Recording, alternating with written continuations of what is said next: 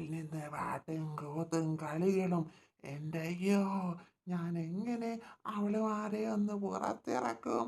ഞാൻ പറഞ്ഞു കുടുങ്ങിയല്ലോ എൻ്റെ ഈശ്വര.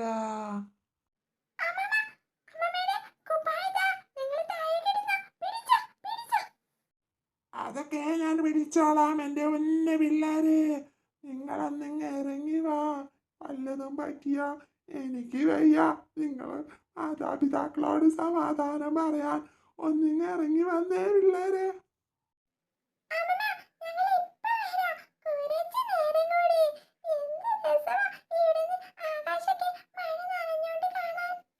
ആ ചേച്ചി, അൻസിമോളൻ ഇവിടെ എങ്ങാനും കളിക്കാൻ വന്നോ?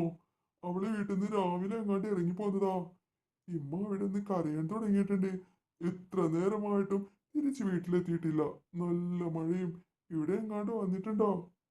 ആ മോനെ, മഴ നനയാതെ ഇങ്ങ് കയറിയിരിക്കി. ആ കൊച്ചി മിടുക്കിയ.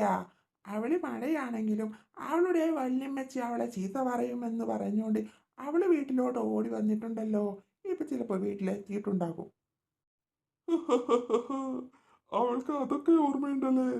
ഓക്കെ, എന്നാ ശരി ചേച്ചി, ഞാൻ വരാം. നിക്ക് മോനെ, പോവല്ലേ. എനിക്കൊരു സഹായം ചെയ്തു തരണം. നീ മുകളിലോട്ട് നോക്കിയേ. അവളുമാരെത്ര നേരമായെന്നോ അവിടെ കിടന്ന് കാറിക്കൂവാൻ തുടങ്ങിയിട്ട്. ഒന്ന് ഇറക്കിത്താ മോനെ.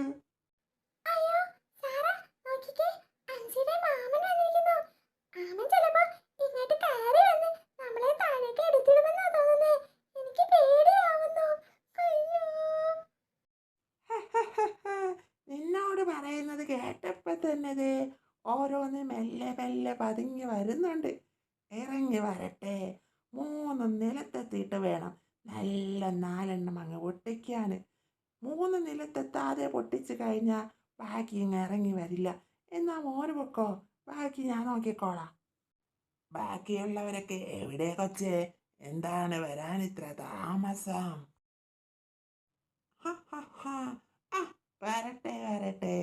എത്ര ഞാൻ പറഞ്ഞ് എൻ്റെ തൊണ്ട കീറി. ഒരെണ്ണം ഇങ്ങ് ഇറങ്ങി വന്നില്ലല്ലോ. തരാൻ കേട്ടോ. അടങ്ങിതേ മഴയത്ത് ഒതുങ്ങി അങ്ങോട്ട് നീങ്ങി നിൽക്കി. മഴ കൊള്ളാതിടത്ത് നോക്കിയിട്ട് ഒതുങ്ങി ഒതുങ്ങി നിൽക്കി.